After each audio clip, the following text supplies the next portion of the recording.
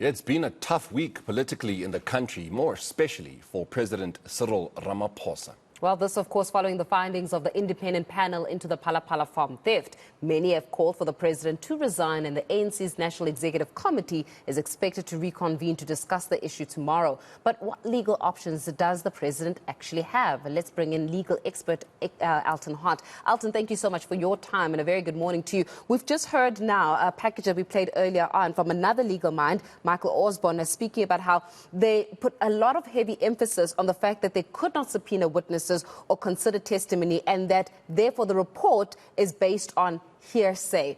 What say you about this as you take a look at what has transpired of late, as well as the ramifications and maybe even the devil in the detail of this report? No, Faith, it's indeed so. And obviously we must know that the president do have a right to take any report that makes an adverse finding against him on review. That's open for the president. That's his legal right. Nobody can, even if people say that he's frustrating the process, he's delaying it, it's his constitutional right to do so. So if you find something that's adverse, takes it on review. And obviously if you say that the witnesses that was essential to come and prove the allegations that has been made by the former spy boss in his affidavit against the president, then obviously you need witnesses to come and attest to that fact, to say, listen, yeah, I saw the money in the couch. It was dollars, it was not rands. So you need those witnesses. So if you base the report purely on hearsay evidence, you need somebody to come and say that this evidence, otherwise it will not stand in court. And then on top of that, this is an independent panel that was appointed by Parliament. The parliamentary process still needs to unfold, where they need to now find or impeach the president in parliamentary proceedings and thereafter take a 2/3 majority vote, which I think would be a long, long way from where we're sitting now. So he can take it on review, which I think, reports are coming out that he is exercising that constitutional right that he has. But what other legal options does he have in tackling this matter? Because it seems, if we are seeing what we're seeing, or hearing what we're hearing, that he is going to actually tackle this. No, obviously the only one that he has in civil law currently is to take this report on review and to say that the report is flawed.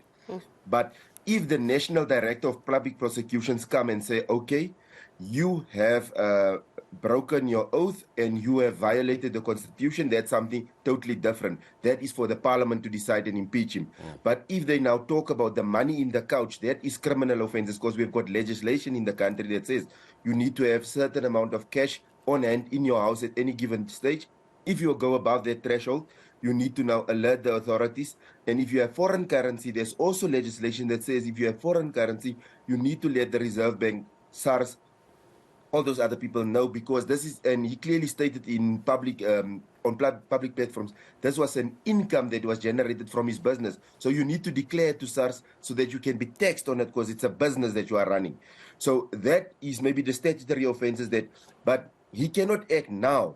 He can only act if the National Director of Public Prosecution decide to criminally charge him for the violation of those statutes. And thereafter, then he will now sets his wheels of motion or a legal action in place. But on the parliamentary process, now they say, okay, you've broke the oath of office. Wait for them to say, okay, I'm going to now start the Section 89 in Parliament, where you have the MPs, like we have the Section 194 inquiry currently for the public protector or the suspended public protector.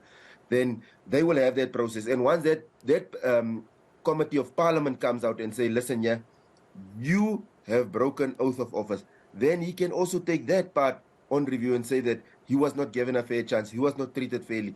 So there's a lot of things that he can do, but obviously it will always be reactions. It cannot be pro-action or where he's going to start now. But with at least with the independent panel's report, he can take that one to court already to say, listen, yeah, you guys were appointed, but your process, how you handle the process, because this is an inquiry, you need to call witnesses. There must be evidence-led for you to make a finding. And already we know one of the panelists on this independent panel was a guy that was sitting on the Seriti committee. And there was also damning findings against one of those guys to say that he doesn't pay attention to legalities and stuff.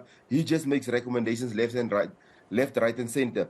So he can even shoot for that, to say that this is again a pattern from this guy, second time, that he's not doing his job, what he's supposed to do. Sure. At the same time, I guess, I think, Elton, more than anything else, it's about whether or not the president is able to uphold the Constitution. When the president takes his oath of office, the primary thing is, as a leader, to uphold the Constitution.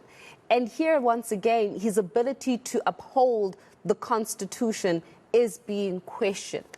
How serious is that? And how far can this extend from a legal perspective? No, it's very serious because remember, the president is the first guard of our constitution, because when he takes the oath, he says he will abide and uphold this constitution. So everybody expects the president to lead by example. But obviously, from a legal perspective, if I look black and white, there was allegations, and even as far as video footage, those type of things is there. But to say that the president has violated the constitution, maybe you say he's committed offenses, statutory offenses. To say he has violated the office of the presidency, that's a total different ballgame altogether. And they need to now come and say and throw the parliamentary rules and throw the ethics code of conduct at him and say, listen, yeah, this is the violation. And then one needs to now ask ourselves, this violation of the ethics code, was it done intentionally, willfully, and was it of such gross nature that we can say he violated the Constitution? Or can we just say, okay, maybe there's something written in the ethics code, but it needs some form of interpretation. And when it boils down to interpretation, because remember, you and me, Faith, we can interpret a sentence differently. You can read the sentence and you make a different interpretation, and he can read, and maybe he can come and say, but I interpreted this part of the code to say that I cannot do 1, 2, 3. And that is what I did. You guys interpreted it in a different way. And then one can maybe see that, but although from the face value, it looks like he violated the Constitution, but it was not a violation, clear. It was more or less an error in interpretation of the Constitution. Then one can say, but I don't think this violation is as gross as it is. But now the people wants to, or the other political parties wants to latch this onto the theft at Phala Phala. And obviously now making the allegations that people was hijacked from Namibia using state resources and brought back into the country. That is purely hearsay. There's no evidence at this point of that. The only evidence we have, people crawling on their knees at the Phala Phala farm, and we cannot clearly say that this is Phala Phala farm.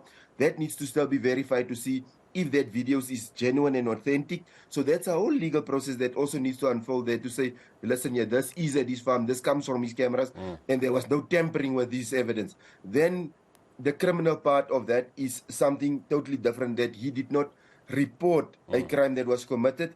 And then one can now say, is that in the code of ethics also now one of the things that is there to say that if you see as the president of the country or as an MP or if as a PEC member that this things has been violated, that you have to report it, then you can latch it onto the Constitution. But I see how they're trying to use the criminal part in actually attacking the president's character as a president, and that part as a citizen. Because there it was a citizen, his house was broken into, although he's getting government protection and everything, but he's a citizen there. So are we going to say now all citizens that does not report crime is guilty of an offense? Then it means there's a lot of people that needs to be charged. So one needs to look at it. Just because he's the president now, you want to blow it out of proportion? I don't think so. But obviously the politicians, we know how they play. They use anything and everything to go after each other.